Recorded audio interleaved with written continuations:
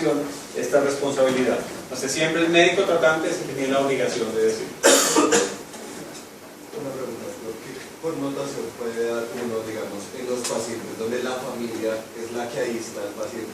Eso pasa mucho en los niños y en los adultos mayores. La última parte de esta conferencia habla de esos dos casos específicamente. Y hay también de cómo abordarlo. En el caso de un radiólogo que le está haciendo la ecografía a una señora en el último trimestre de embarazo y encuentra que no hay fetocardia, que hay un óbito fetal, ¿el radiólogo debería comunicarle la noticia a la señora embarazada o quién debería hacerlo? O escribir al final del informe correlacionar con la clínica.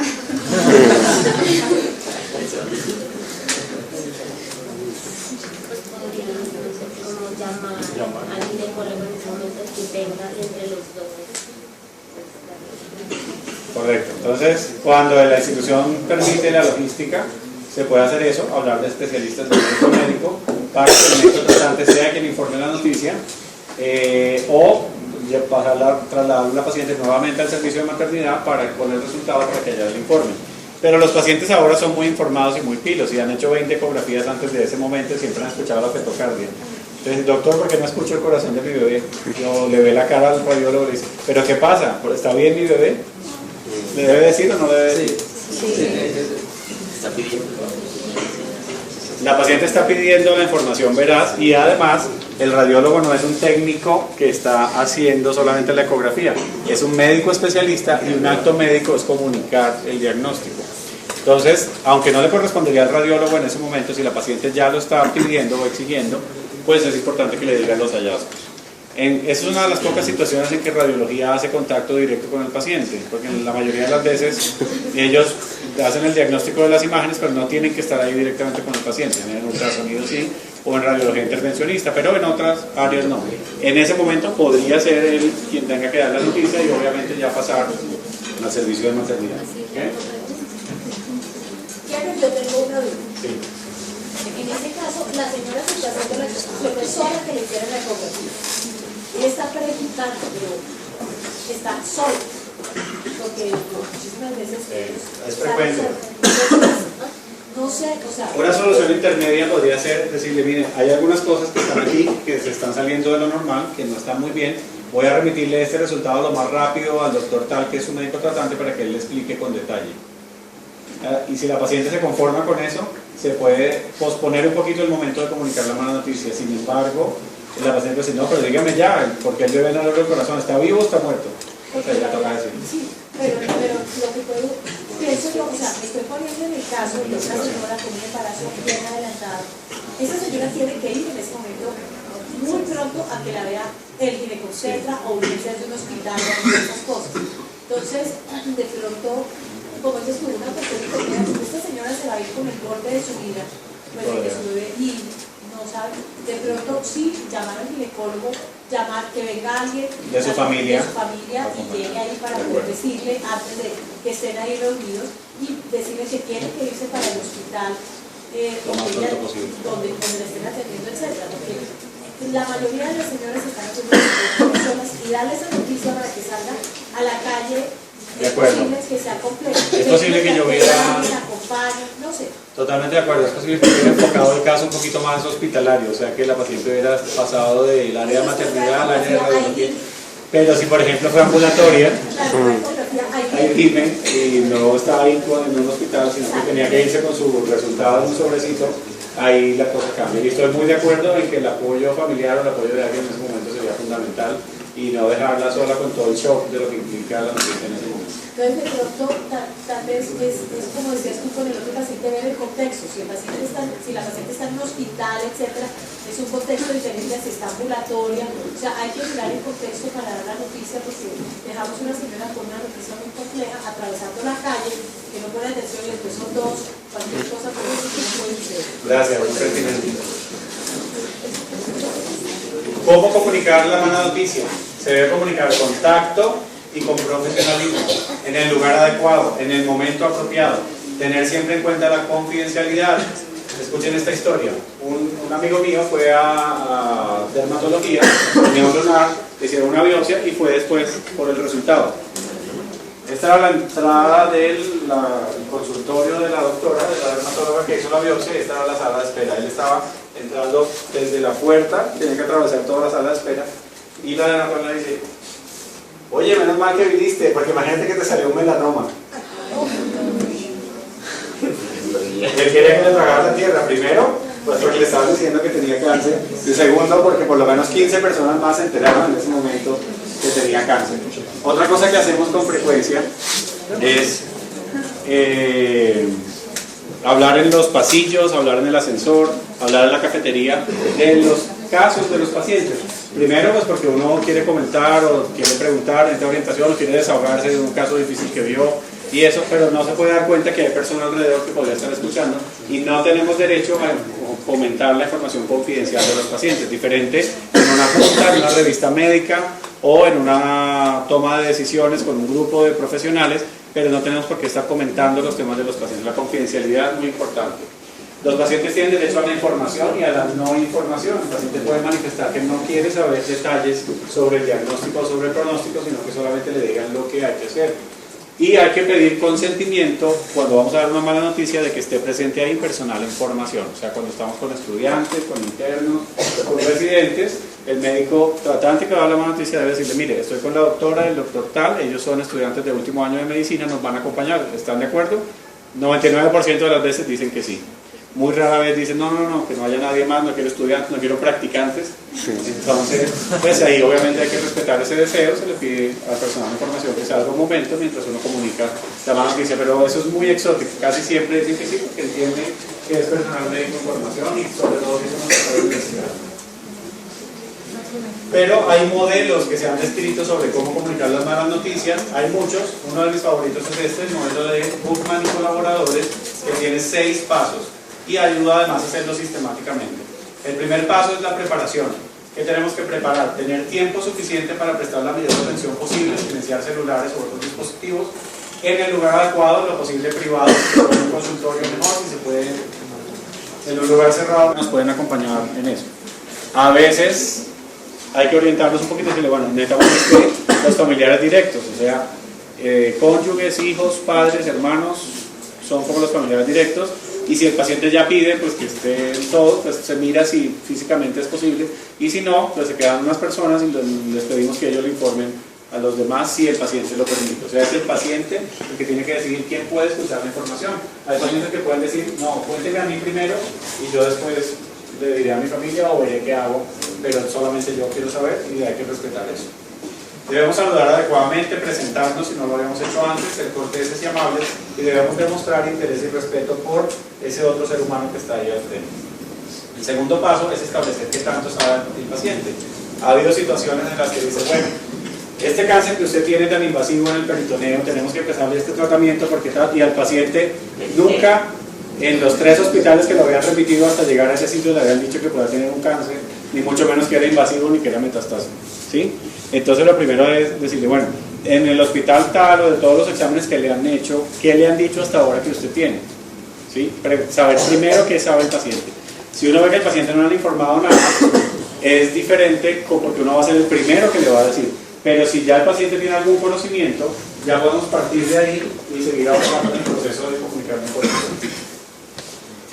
Hay que determinar las características culturales del paciente, identificar el vocabulario que utiliza para sí mismo nosotros utilizar el vocabulario, vigilar el contenido de sus palabras, o sea, entender lo que el paciente está diciendo, de qué es lo que más le preocupa y qué es lo que más le afecta, determinar las fuentes verbales, o sea, el paciente puede decir de qué quiere hablar y de qué no quiere hablar, eso es una fuente verbal, lo que el paciente está diciendo, pero ahora vamos a ver otro aspecto. Entonces, nos pueden llegar pacientes con alto nivel intelectual, con alto nivel educativo, nos pueden llegar pacientes de diferentes etnias, de diferentes contextos culturales, religiosos, etc. Entonces tenemos que saber exactamente con qué paciente y con qué familia estamos hablando y adaptarnos nosotros a eso, no ellos a nuestro lenguaje técnico. Nosotros tenemos que adaptar a lo que el paciente pueda entender o quiera entender o a su contexto cultural y religioso.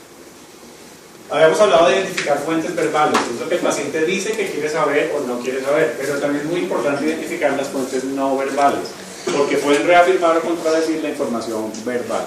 Por ejemplo, a una señora que le están diciendo una información puede estar así: doctor, a mí, dígame todo, yo quiero saber todo, no me importa si me dice que me voy a morir, con las lágrimas saliendo y completamente angustiada. Sus fuentes no verbales están diciendo que no quiere saber todo y mucho menos no quiere saber lo que sea más devastador.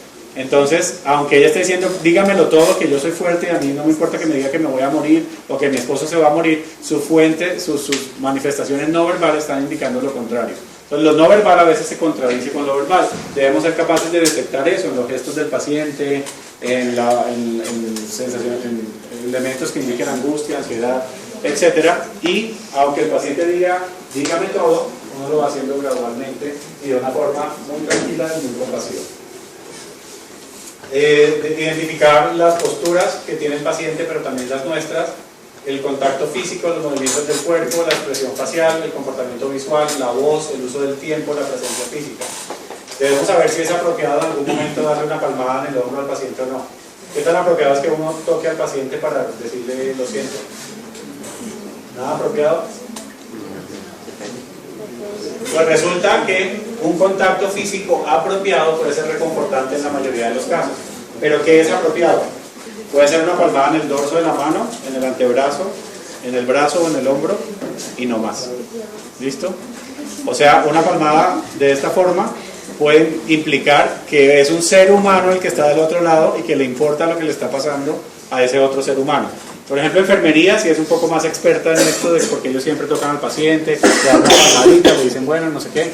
En muchos casos también conocemos personal de enfermería que es un poco hostil, pero en general ellos tienen un poco más de experiencia que nosotros. Pero uno como médico tiene que saber cuándo se apropia un contacto físico. ¿Qué pasa si un paciente va llorando a abrazarlo a uno? ¿Se puede permitir o no? Sí. Uno tiene que rechazarlo y empujarlo.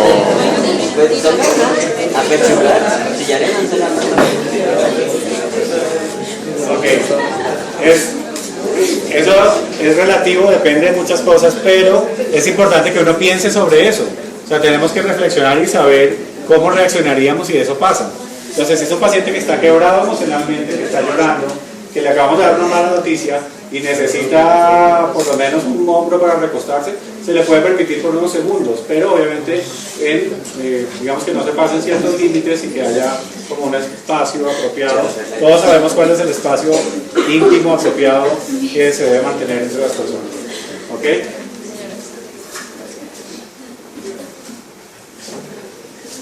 El tercer paso es determinar qué y cuánto quiere saber el paciente. Hay que identificar qué es lo prioritario, pero no según nuestra óptica, sino según la óptica del paciente. Puede haber discordancia entre lo que uno quiera decir y lo que el paciente quiere saber, y puede haber interferencia de la familia sobre que si debemos decir o no la verdad al paciente.